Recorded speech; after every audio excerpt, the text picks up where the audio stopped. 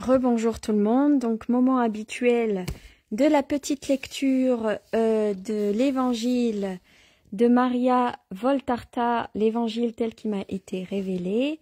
Donc je rappelle que Maria est une mystique italienne qui pendant la Seconde Guerre mondiale a reçu les visions de la vie de Jésus, Marie, Joseph et de la vie du ministère du Christ. Les visions arrivent tous dans le désordre et l'éditeur les a remis dans l'ordre. Donc elle reçoit les visions qu'elle décrit et après elle a Jésus et Marie des fois qui prennent la parole. Donc aujourd'hui je vous lis l'extrait Fuite en Égypte, enseignement sur la dernière vision liée à l'avènement de Jésus. Donc, vision du 9 juin 1944. Je rappelle, quand elle dit « je vois », c'est elle qui parle. Et elle décrit la vision. C'est pas moi, hein. Rebonjour tout le monde. Alors, je vois en esprit la scène suivante. C'est la nuit. Joseph dort sur sa couche dans sa chambre minuscule, du sommeil tranquille de celui qui se repose de beaucoup de travail, accompli, honnêtement et soigneusement. Je le vois dans l'obscurité de la chambre, à peine réveillé par un ray de lumière de la lune, qui pénètre par la fente de la fenêtre. Tout juste entrebâillé, mais pas fermé, complètement, comme si Joseph avait chaud dans cette petite pièce, ou comme s'il voulait qu'un peu de clarté lui permette de se régler sur l'aube et de se lever promptement. Il dort sur le côté et sourit dans son sommeil, et je ne sais quelle image il voit dans son songe. Mais son sourire se change en effroi. Il soupire profondément, comme s'il avait un cauchemar, et s'éveille en sursaut. Il s'assied sur son lit, se frotte les yeux et regarde autour de lui. Puis vers la petite fenêtre d'où vient le filet de lumière.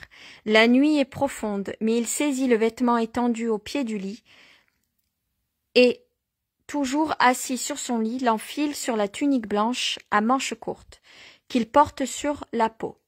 Il écarte les couvertures, met les pieds à terre et cherche ses sandales. Il les enfile et les lace. Puis il se lève et se dirige vers la porte en face de son lit. Pas celle qui est sur le côté du lit et qui conduit à la pièce où furent accueillis les mages. Il frappe doucement, à peine un toc-toc du bout des doigts. Il doit comprendre qu'on l'invite à entrer car il ouvre précautionneusement la porte et la referme sans bruit. Avant de se diriger vers la porte, il a allumé une petite lampe à huile à une seule flamme qui lui permet de s'éclairer. Il entre dans une chambre un peu plus grande que la sienne où se trouve un lit bas à côté d'un berceau. Il y a déjà une veilleuse allumée dans la petite flamme tremble dans un coin comme une petite étoile lumineuse faible dorée qui permet de voir sans gêner le sommeil de celui qui dort. Mais Marie ne dort pas. Elle est agenouillée près du berceau dans son vêtement clair et elle prie, veillant Jésus qui dort tranquillement. Jésus a l'âge que je lui ai vu dans la vision des mages. C'est un enfant d'environ 1 an, beau, rose et blond. Sa jolie petite tête aux cheveux bouclés est enfoncée dans l'oreiller et sa main est fermée sous son cou. Jésus, il a les cheveux bouclés comme les chérubins, c'est trop mignon. Il est blond. Voyez, moi je pensais qu'il était brun, bah non, il est blond. Ça n'a aucune importance en même temps de à quoi a l'air Jésus physiquement au final, parce que ça change rien à ce qu'il a fait. Mais moi j'aime bien l'imaginer, du coup le savoir blond, aux yeux bleus, les cheveux bouclés et des petites fossettes, bah du coup ça me donne une image je peux plus visualiser, voilà. Tu ne dors pas, demande Joseph à voix basse, étonné. Pourquoi, Jésus n'est pas bien? Oh non, il va bien, je prie, mais je dormirai plus tard. Pourquoi es-tu venu, Joseph? Marie parle en restant à genoux. Joseph parle à voix très basse pour ne pas éveiller le bébé, mais avec animation. Il faut partir tout de suite d'ici. Tout de suite. Prépare le coffre et un sac avec tout ce que tu peux y mettre. Je m'occuperai du reste. J'emporterai le plus de choses possible. À l'aube, nous prendrons la fuite. Je le ferai bien encore plus tôt, mais je dois parler à la propriétaire de la maison. Mais pourquoi cette fuite? Je t'expliquerai plus tard. C'est pour Jésus. Un ange m'a dit, pardon, je suis émue. Ça m'émeut toujours de lire. Un ange m'a dit, prends l'enfant et sa mère et fuis en Égypte. Ne perds pas de temps. Je vais préparer tout ce que je peux. Il n'est guère nécessaire de dire à Marie de ne pas perdre de temps. Dès qu'elle a entendu parler d'un ange, de Jésus et de fuite, elle a compris que son enfant était en danger, et s'est levée d'un bond. Le visage plus pâle que cire, et portant avec angoisse la main à son cœur, rapide et légère, elle s'est aussitôt mise en mouvement pour ranger les vêtements. Dans le coffre et dans un grand sac. Elle a étendu sur son lit encore intacte. Elle a beau être angoissée, elle ne perd pas la tête et fait les choses avec empressement, mais aussi avec ordre. De temps en temps, en passant près du berceau, elle regarde le bébé qui dort sans douter de rien. « As-tu besoin d'aide » demande de temps à autre Joseph, en passant la tête par la porte entrebâillée. « Non merci » répond toujours Marie. C'est lorsque le sac est plein et sûrement bien lourd qu'elle appelle Joseph pour l'aider à le fermer. Et à le descendre du lit. Mais Joseph ne veut pas de son aide. Il se débrouille tout seul pour prendre le long paquet et l'emporter dans sa petite pièce. « Est-ce que je dois prendre des couvertures en laine » demande Marie. « Emporte le plus de choses possible, car nous perdrons le reste. Mais prends tout ce que tu peux. Ce sera utile parce que nous devons rester loin, longtemps, Marie. » Joseph est très triste en disant cela. Quant Marie, en imagine aisément ce qu'il en est. Elle plie en soupirant ses couvertures et celles de Joseph qui les lie avec une corde. « Nous laisserons les couvre-pieds et les nattes, dit-il en ficelant les couvertures. Mais si je prends 3 ânes, je ne peux trop les charger. Nous avons à parcourir une longue et pénible route, en partie à travers les montagnes et en partie dans le désert. J'ai emporté les cadeaux des mages, qui nous seront utiles là-bas. Je vais dépenser tout ce que j'ai pour acheter les 2 ânes. Nous ne pourrons pas les renvoyer, et je dois les acquérir. Je vais sans attendre l'aube, je sais où les trouver. Toi, finis de tout préparer. » N'oubliez pas que dans l'Évangile, on apprend que les mages donc ont fait cadeau à Jésus de trésors. Et donc Joseph dans leur fuite en Égypte, Joseph, Marie et Jésus ont besoin d'argent, comme tout le monde. Et donc ils vont vendre les cadeaux des mages pour pouvoir survivre. Ça, vous voyez, on ne le savait pas. Toi, finis de tout préparer, et il sort. Marie rassemble encore quelques objets, puis après avoir observé Jésus, elle sort et revient avec des petits vêtements qui paraissent encore humides. Peut-être sont-ils lavés de la veille, elle les plie, les enroule dans un linge et les met avec le reste. Il n'y a plus rien. Se retournant, elle aperçoit dans un coin un petit jouet de Jésus, une petite brebis taillée dans le bois. Elle la prend en sanglotant et la baise. Le bois porte des traces des petites dents de Jésus. Les oreilles de la brebis sont toutes mordillées. Marie caresse cet objet sans valeur, taillé dans un morceau de pauvre bois blanc, mais de si grand prix pour elle par ce qui lui dit l'affection de Joseph pour Jésus, et lui parle de son bébé. Elle le joint aux autres objets sur le coffre fermé. Maintenant, il ne reste vraiment plus rien, excepté Jésus dans son berceau. Marie pense qu'il faudrait aussi préparer son bébé. Elle s'approche du berceau et le remue un peu pour le réveiller. Mais il gémit un instant, se retourne et continue de dormir. Marie caresse doucement les boucles de ses cheveux. Jésus ouvre sa petite bouche pour bâiller. Marie se penche et lui donne un bisou sur la joue. Jésus achève de se réveiller. Il ouvre les yeux, voit sa maman, lui sourit et tend ses mains vers son sein. « Oui, amour de ta maman, oui, ton lait, avant l'heure habituelle, mais tu es toujours prêt à téter ta maman, mon saint petit agneau. » Jésus rit et joue en agitant ses petits pieds hors des couvertures, et aussi ses bras avec une de ces joies propres aux enfants. Si charmant à voir, il appuie ses pieds contre l'estomac de sa maman, se courbe et appuie sa tête blonde sur son sein. Puis il se rejette en arrière et rit en saisissant les cordons qui ferment le vêtement de Marie, et en essayant de l'ouvrir. dans sa chemisette de lin. Il paraît très beau, potelé, rose comme une fleur. Marie se courbe et reste ainsi en travers du berceau dont elle se fait une protection, pleurant et riant à la fois pendant que le bébé babille avec des mots qui n'en sont pas. De tous les bébés, et on distingue nettement « maman ». Il l'observe, étonné de la voir pleurer. Il tend la main vers ses larmes claires qui sillonnent les joues de Marie et la mouille en faisant des caresses. Puis avec autant de grâce, il s'appuie de nouveau sur le sein maternel et se serre tout contre en la caressant de sa petite main. Marie lui embrasse les cheveux, le prend à son cou, s'assied et l'habille. Voilà, le petit vêtement de laine est enfilé, et des sandales minuscules chaussent ses pieds. Elle lui donne le sein et Jésus tède avidement le bon lait de sa maman. Quand il lui semble qu'à droite elle n'en vient plus guère, il va chercher à gauche, en riant, et regarde par en dessous sa maman. Puis il s'endort, la tête sur le sein de Marie, sa petite joue rose et ronde contre le sein blanc et arrondi de sa mère.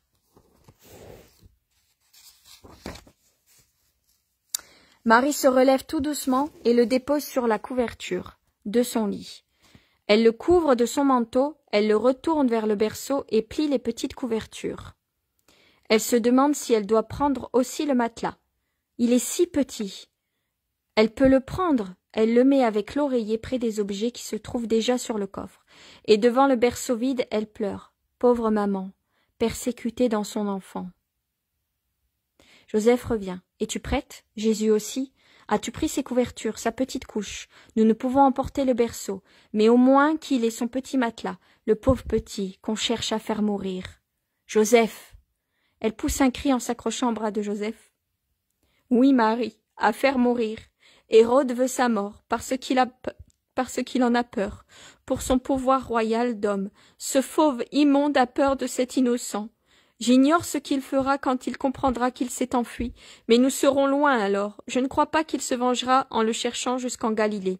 Il serait déjà trop difficile de découvrir que nous sommes Galiléens, qui plus est de Nazareth, et qui nous sommes exactement, à moins que Satan ne l'aide pour le remercier d'être pour lui un serviteur dévoué. Mais si cela arrivait, Dieu nous aidera, de la même façon. Ne pleure pas, Marie. Te voir pleurer m'afflige bien plus que de devoir partir en exil. Pardonne-moi, Joseph, ce n'est pas pour moi que je pleure, ni pour le peu de bien que je perds. C'est pour toi. Tu as déjà dû tellement te sacrifier, et maintenant tu vas te trouver sans clients, sans maison. Combien je te coûte, Joseph? Combien?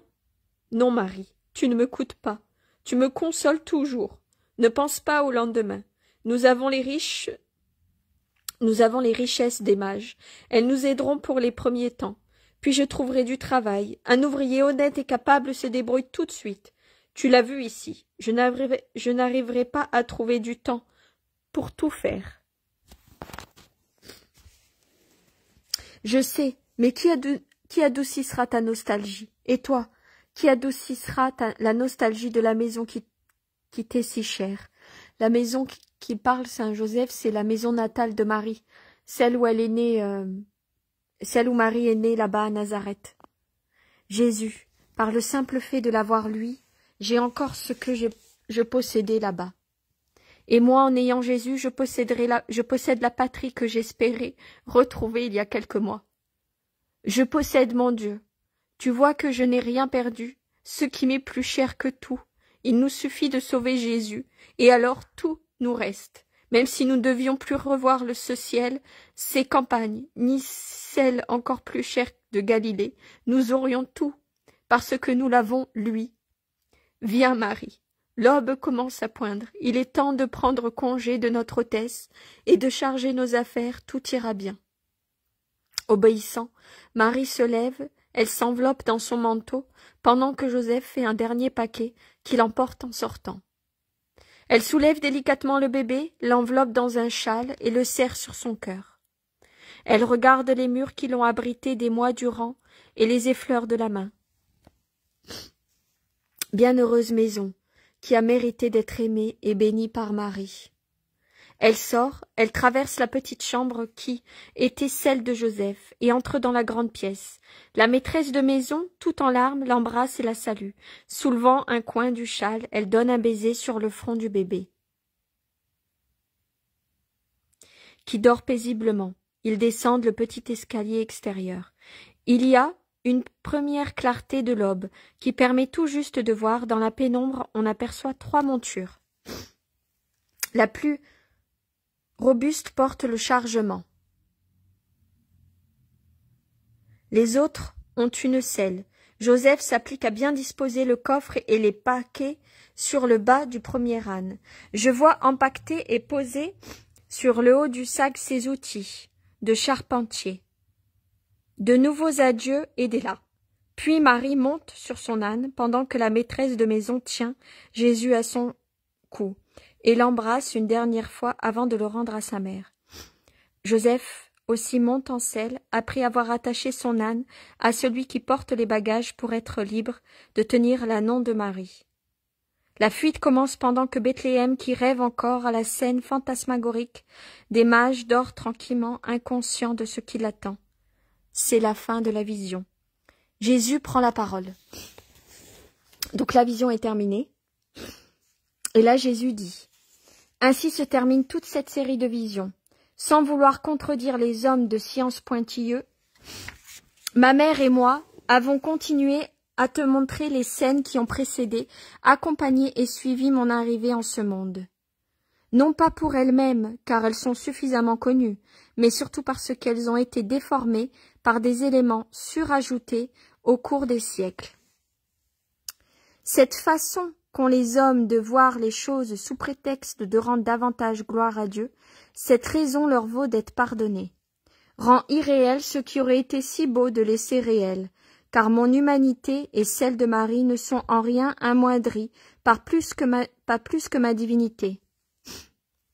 La majesté du Père et l'amour de la Sainte Trinité par cette manière de regarder les choses simplement. Bien au contraire, les mérites de ma mère et mon humilité parfaite resplendissent de même que la toute-puissante bonté de l'Éternel Seigneur.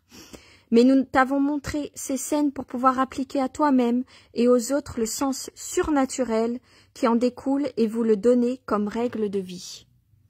Le décalogue, c'est la loi. Je ne sais pas ce que c'est le décalogue. Le décalogue, c'est la loi. Mon évangile, c'est ma doctrine, qui vous rend plus clair cette loi et qui vous donne le goût de la suivre. Cette loi et cette doctrine suffiraient pour faire des hommes des saints. Mais vous êtes tellement entravés par votre humanité qui domine exagérément en vous l'esprit que vous ne pouvez suivre la voie qu'il vous indique et vous tombez, ou bien vous vous arrêtez découragé. Vous vous dites à vous-même et à ceux qui voudraient vous faire progresser en citant les exemples de l'Évangile. Mais Jésus, mais Marie, mais Joseph, et ainsi de suite pour tous les saints, n'étaient pas comme nous. Ils étaient forts, ils ont été tout de suite consolés de leur souffrance, qui plus est, ils ne ressentaient pas les mêmes passions en ce peu de souffrance qu'ils ont supporté. C'étaient déjà des êtres étranges à la terre. Ce peu de souffrance hors d'atteinte des passions. La souffrance fut pour nous une amie fidèle. Elle a revêtu tous les aspects et les noms les plus divers. En fait, ce qu'il explique Jésus dans la lecture, c'est que tout le monde croit que Jésus, que Marie, que Joseph, que tous les saints n'ont pas souffert parce qu'ils étaient saints.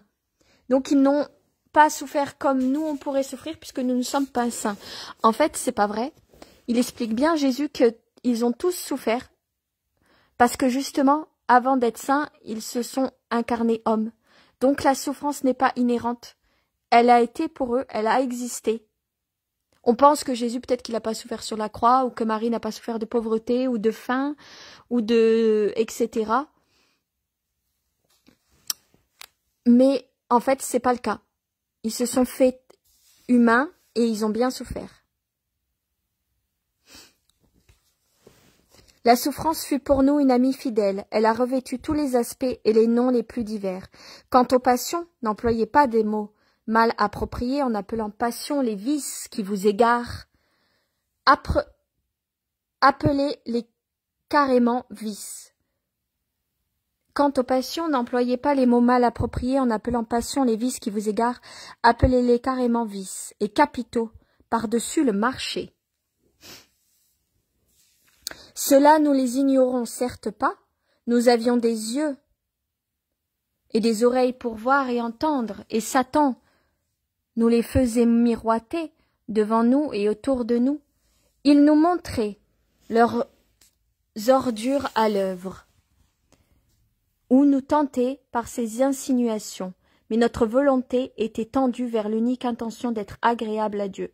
Cette ordure et ces insinuations, au lieu d'atteindre le but que Satan se proposait, provoquaient l'effet contraire, et plus il s'acharnait, plus nous nous réfugions dans la lumière de Dieu, par dégoût des ténèbres fangueuses qu'il présentait à nos yeux du corps et de l'esprit.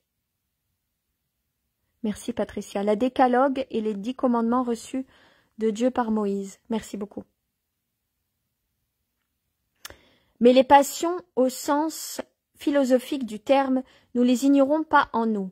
Nous avons aimé notre patrie, notre petite ville de Nazareth, plus que toute autre cité de Palestine. Nous avons éprouvé des sentiments d'affection pour notre maison, nos parents, nos amis. Pourquoi n'aurions-nous pas dû en éprouver? Mais nous ne sommes pas rendus esclaves, parce que rien ne pouvait nous être un maître en dehors de Dieu. Mais nous en sommes faits de bons compagnons.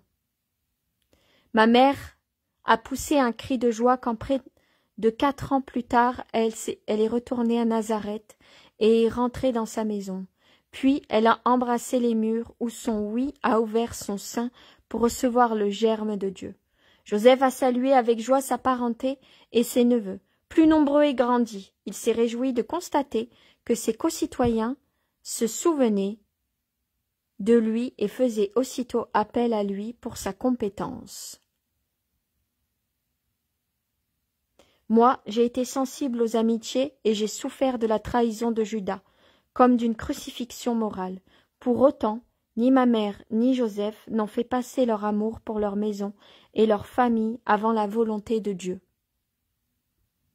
Et moi, je ne me suis pas retenue, quand il fallait le faire, de dire les mots susceptibles de m'attirer soit la haine des Juifs, soit l'animosité de Judas. Je savais, et j'aurais pu le faire, que l'argent aurait suffi à l'attacher à moi. Non pas à moi le Rédempteur, mais à moi l'homme riche. Moi qui ai multiplié les pains, je pouvais faire foisonner l'argent. Si je l'avais voulu, mais je n'étais pas venu pour procurer des satisfactions humaines à personne. Moi, moins encore à ceux que j'avais appelés. J'avais prêché le sacrifice, le détachement, une vie chaste, l'humilité de condition. Quel maître aurais-je été, et quel juste si j'avais offert à quelqu'un, comme seul moyen de le retenir, de l'argent pour flatter sa cupidité et sa sensualité. Dans mon royaume, c'est en faisant petit que l'on devient grand. Celui qui veut être grand, aux yeux du monde, n'est pas apte à régner dans mon royaume. C'est de la paille pour le lit des démons, car la grandeur du siècle s'oppose à la loi de Dieu. Soyez les plus petits du royaume, et au ciel vous serez grands. Le monde appelle grands ceux qui savent s'emparer des meilleures places, presque toujours par des moyens illicites. Pour y arriver, ils utilisent le prochain comme un escabeau, sur lequel ils s'élèvent en les foulant aux pieds. Il appelle grands ceux qui pour régner savent tuer moralement ou physiquement, qui extorquent les places ou conquièrent les pays et s'enrichissent eux-mêmes en dépouillant les autres de richesses particulières ou collectives. Souvent le monde donne le titre de grand à des criminels. Non, la grandeur n'est pas compatible avec l'indélinquance. Elle réside dans la bonté, l'honnêteté, l'amour, la justice. Voyez quels fruits empoisonnés vos grands vous offrent. Ils les cueillent dans la perversion démoniaque de leur jardin intérieur. La dernière vision, puisque je veux en parler, et ne pas m'arrêter sur un autre sujet qu'il serait inutile de proposer à un monde qui ne veut pas entendre la vérité qui le concerne. Cette dernière vision éclaire un point particulier cité à 2 reprises dans l'évangile de Matthieu, une phrase répétée 2 fois. « Lève-toi, prends l'enfant et sa mère et pars en Égypte. Lève-toi, prends avec toi l'enfant et sa mère et mets-toi en route pour la terre d'Israël. » Et tu as vu que Marie était seule dans sa chambre avec le bébé. La virginité de Marie, après l'enfantement et la chasteté de Joseph, sont très combattues par ceux qui, étant fange et pourriture, n'admettent pas qu'une créature humaine comme eux puisse être elle et lumière. Leurs âmes est tellement corrompue, leur esprit tellement prostitué avec la chair qu'ils en sont devenus incapables de penser qu'un homme, comme eux, puisse respecter sa femme en ne voyant en elle l'âme et non la chair, et s'élever au point de vivre dans une atmosphère surnaturelle, désirant non ce qui est charnel, mais ce qui est divin. Que je rappelle, Marie est vierge et Joseph aussi, dans les évangiles. Dans les évangiles, les 2 sont vierges.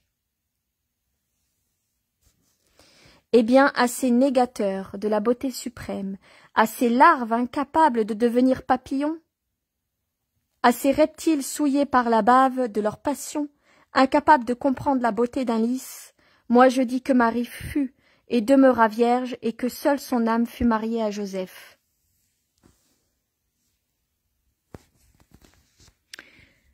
Comme son esprit ne fut unique à l'esprit de Dieu, et c'est par son opération qu'elle conçut l'unique, qu'elle porta moi, Jésus-Christ, Fils unique de Dieu et de Marie. Ce n'est pas une tradition qui a fleuri par la suite à cause d'un respect plein d'amour pour la bienheureuse femme qui fut ma mère, c'est une vérité connue dès le premier temps. Matthieu n'est pas né dans les siècles suivants, il était contemporain de Marie. Matthieu n'était pas un pauvre ignorant, un sauvage, crédule et susceptible de croire à n'importe quelle faribole. C'était un receveur, diriez-vous aujourd'hui, un gabelou. Disions-nous à l'époque. Aucun des deux. Pour moi en tout cas, je ne connais pas ces 2 mots. Il savait voir, entendre, comprendre, distinguer la vérité de l'erreur. Matthieu n'a pas appris les choses par un oui-dire, par des personnes interposées. Il a recueilli ses renseignements de la bouche même de Marie, à qui son amour pour le Maître et pour la vérité l'avait engagé à demander des renseignements. Je ne pense pas que ces négateurs de l'inviolabilité de Marie imaginent qu'elle ait pu mentir. Ma parenté elle-même aurait pu la démentir si elle avait eu d'autres enfants. Jacques, Jude, Simon et Joseph étaient disciples avec Matthieu. Il était donc facile à ce dernier de confronter les versions, s'il en avait existé plusieurs. Or, Matthieu ne dit jamais « Lève-toi et prends ta femme », il dit « Prends sa mère ». Il dit d'abord vierge mariée à Joseph, son époux. Qu'ils ne viennent pas me dire, ces négateurs, que c'est une façon de parler des Hébreux, comme si le terme de femme eût été infamant. Non, négateur de la pureté. Dès les premières paroles de la Bible, on lit « Et il s'unira à sa femme ». Avant la consommation du mariage, on l'appelle compagne, et ensuite femme, à diverses reprises et dans plusieurs chapitres. Il en est ainsi pour les épouses des fils d'Adam. De même, Sarah est appelée femme d'Abraham. Sarah, ta femme. Et il est dit à Lot, prends ta femme et tes 2 filles. Dans le livre de Ruth, il est écrit la Moabite, femme de Maolon. Dans le premier livre des rois, on trouve Elkana eut 2 femmes, et plus loin, puis Elkana connut sa femme Anne, et encore Élie bénit Elkana et la femme de celui-ci. Toujours du livre des rois, il est dit Sabé, femme d'Uri de... C'est compliqué les noms là, parce que c'est assez compliqué les noms que nous cite Jésus là. Bessabé, femme d'Uri le Hittite, devint la femme de David et lui donna un fils. Et que lit-on dans le livre de Tobie, livre d'azur de l'Église, vous chante à vos noces pour vous conseiller d'être saints dans le mariage, on y lit « Or, quand Tobie, accompagné de sa femme, de son fils, arriva, et encore Tobie réussit à s'enfuir avec son fils et sa femme. Et dans les évangiles, c'est-à-dire à l'époque du Christ, où par conséquent on écrivait en langage moderne, moderne pour ce temps-là, et où il n'y avait donc pas lieu de suspecter les erreurs de retranscription, il est dit précisément dans Matthieu au chapitre 22,